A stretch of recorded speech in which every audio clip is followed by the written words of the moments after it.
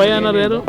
ಅಪ್ಪಯ್ಯ ಅಂತಾರಲ್ಲ, ಯಾರದು ಅಪ್ಪಯ್ಯಂದು ಮರೆತುಬಿಟ್ಟವ್ರ ಸಿದ್ದರಾಮಯ್ಯನವರು ಮಗನ್ನ MLA ಅಲ್ವ ವರುಣದಲ್ಲಿ ಇದ್ದಿದ್ದು.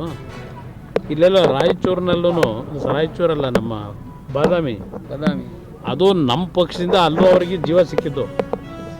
ನಮ್ಮ ಅಭ್ಯರ್ಥಿನ ಸ್ವಲ್ಪ ಸೈಲೆಂಟ್ ಮಾಡಿದರೆ ಅವತ್ತೇ ಖಾಲಿಯಾಗೋರು. 2018 ಚುನಾವಣೆಯಲ್ಲಿ ಚಾಮುಂಡೇಶ್ವರಲ್ಲಿ 36,000 38,000 ಸೋತಿದ್ರು. ಇಲ್ಲಿ ಈಗ ಯಾವ ಪಕ್ಷದ ಬಗ್ಗೆ ಮಾತನಾಡ್ತಾರೆ ಅವರು ಬೆಳೆದು ಲಕ್ಷಾಂತರ ಕಾರ್ಯಕರ್ತರು ಶಕ್ತಿ ತುಂಬಿದ್ರಲ್ಲ, ಟೋಪಿ ಹಾಕಿ ಮುಖ್ಯಮಂತ್ರಿ ಆಗಬೇಕು ಅನ್ನೋ ಒಂದೇ ಉದ್ದೇಶದಲ್ಲಿ ಟೋಪಿ ಹಾಕೊಂಡು ಹೊರಟರಲ್ಲ, ಅದರಿಂದ ಪಾರ್ಟಿಯಿಂದ ಹೊರಗಾಕಿದ್ರು. ಪಾರ್ಟಿ ವಿರೋಧ ಒಕ್ಕಲಿಗರದೇನೋ ಅದಿರಲಿ, ಸ್ವಲ್ಪ ಹೇಳೋಣಂತೆ.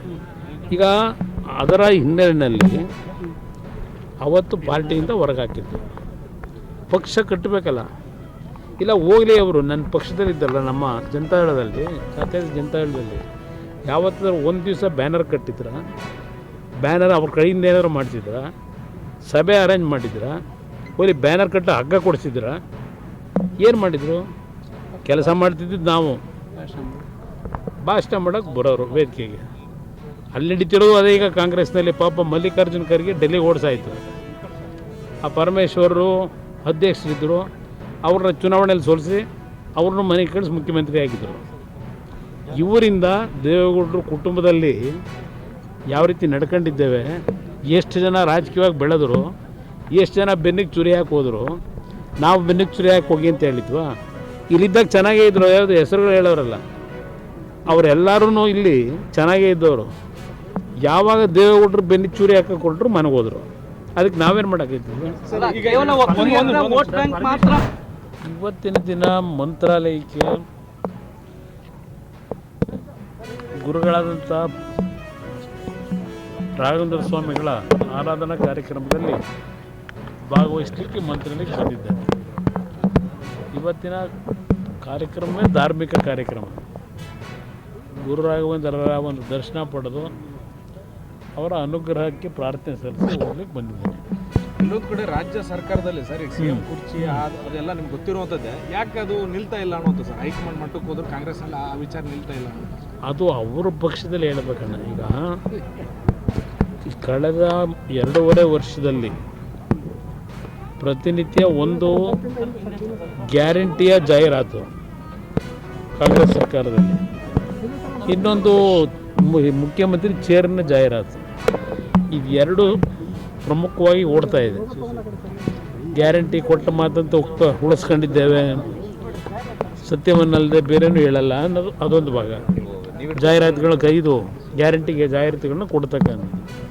ಮತ್ತೊಂದು ಕುರ್ಚಿಯ ವಿಷಯದಲ್ಲಿ ಮುಖ್ಯಮಂತ್ರಿಗಳ ಕುರ್ಚಿಯ ಬಗ್ಗೆ ಮಾತನಾಡ್ತಕ್ಕಂಥದ್ದು ಇಲ್ಲಿ ನಡೀತಾ ಇದೆ. ರಾಜ್ಯದ ಅಭಿವೃದ್ಧಿ ಬಗ್ಗೆ, ರೈತರು ಬೆಳೆದಂಥ ಬೆಳೆಗೆ ಯಾವ ರೀತಿ ಬೆಲೆ ದೊರಕಿದೆ, ಮಾರಾಟ ಮಾಡಲಿಕ್ಕಾಗಿದೆಯಾ, ಖರೀದಿ ಕೇಂದ್ರ ಮಾಡಿದ್ದಾರಾ, ಇದು ಯಾವುದು ಅವರಿಗೆ ಆ ಕಡೆ ಗಮನ ಇಲ್ಲ. ಅಭಿವೃದ್ಧಿಗಳಿರಲಿ, ಇದು ಎಲ್ಲ ಇವತ್ತು ಸಂಪೂರ್ಣವಾಗಿ ಸ್ಥಗಿತ ಆಗಿರ್ತಕ್ಕಂಥದ್ದು. ಮೆಕ್ಕೆಜೋಳದಂತೂ ಇಡೀ ರಾಜ್ಯದಲ್ಲೇ ಖರೀದಿ ಮಾಡಲಿಲ್ಲ, ಇಲ್ಲಿ ನಮ್ಮ ಜಿಬ್ಲಿ ಜೋಳನ ಖರೀದಿ ಎರಡೂ ಇಲ್ಲ. ಅದರಿಂದ ಇಲ್ಲಿ ಗ್ಯಾರಂಟಿಯ ಒಂದು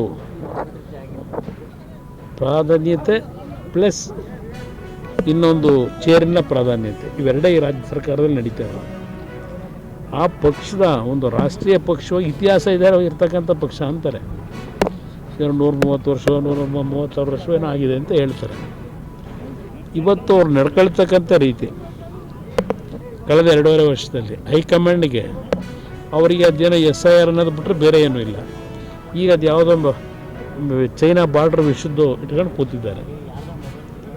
ನೆನ್ನೆ ಬನ್ನಿ ಬಿಚ್ಕೊಂಡು ಓಡಾಡಿದ್ದಾರೆ. ಅಲ್ಲಿ ಅವರಿಗೆ ಆ ಕಡೆ ಜ್ಞಾನ. ಅದರಿಂದ ಹೈಕಮಾಂಡ್ ಅಂತಕ್ಕಂಥದ್ದು ಇವತ್ತು ಕಾಂಗ್ರೆಸ್ ಪಕ್ಷದಲ್ಲಿ ಅದೇನಾದರೂ ICU ಇದೆಯೋ ಎಲ್ಲಿದೆಯೋ ಗೊತ್ತಿಲ್ಲ. ಅದು ಹೈಕಮಾಂಡ್ ಅಂತಕ್ಕಂಥದ್ದು ಇದೆಯೋ ಇಲ್ಲವೋ ಗೊತ್ತಿಲ್ಲ. ರಾಜ್ಯ ಇದರಿಂದ ನಷ್ಟಕ್ಕೊಳಗಾಗಿದೆ. ರಾಜ್ಯದಲ್ಲಿ ಅಭಿವೃದ್ಧಿಗಳು ಸಂಪೂರ್ಣವಾಗಿ ಕುಂಠಿತ ಆಗಿರ್ತಕ್ಕಂಥದ್ದು ನಾವು ಕಾಣ್ತಾ ಇದ್ದೇವೆ. ಸರ್, ಈಗ ಸಿದ್ದರಾಮಯ್ಯ